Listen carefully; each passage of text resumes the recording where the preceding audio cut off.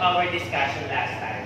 So here, there's an additional question in which we're looking for the magnitude and direction of the electron, right? Magnitude and direction of the acceleration of the electron, because we all know that the electron will get attracted to the positively charged particle.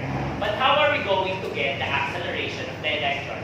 Going back to your Newtonian mechanics, the second law of motion, it states there that, it is stated there that acceleration is directly proportional to the force, which is in this case, the electrostatic force divided by the mass of the particle. Now, is the mass given there? No, it's not. But we know that electron has its own standard mass. And what is the standard mass of the electron? We have... Negative. No, it's not negative. It is... What? Hindi pwede maging negative ang mass kasi ang mass ay scalar quantity.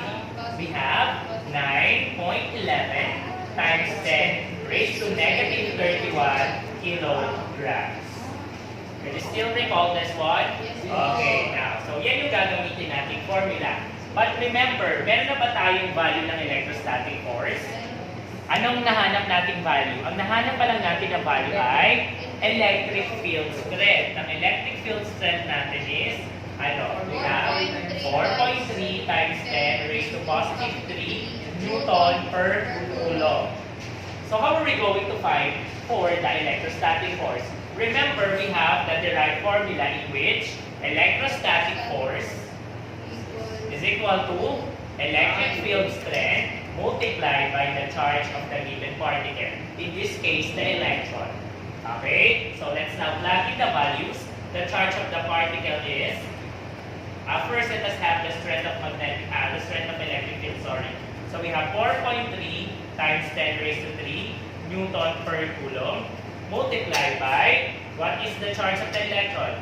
Negative 1.602 times 10 raised to what? Raised to negative, negative 19 coulomb. So from that, we then multiply the two, cancel similar terms, and we'll come up with, what is the answer? We have negative 6.9 times 10 raised to negative 16 Newton.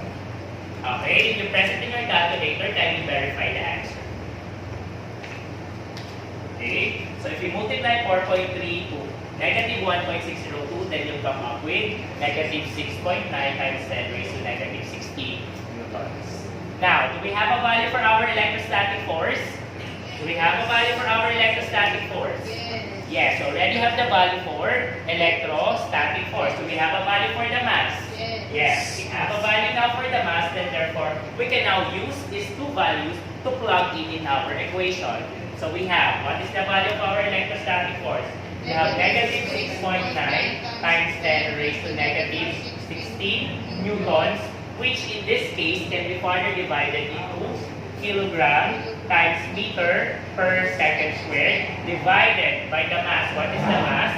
That is 9.11 times 10 raised to negative 31 kilograms. So cancel, and then we'll arrive with an answer of negative 7.6 times 10 raised to 1. If you put up here, then that will become 16 minus 31 minus 16, then that will become 15. And then if we remove the decimal place from this point to this point, we add negative 1, then that will become 40 meter per second squared. So this will now be our final answer for the acceleration of the electron.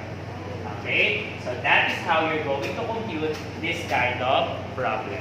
Thank you.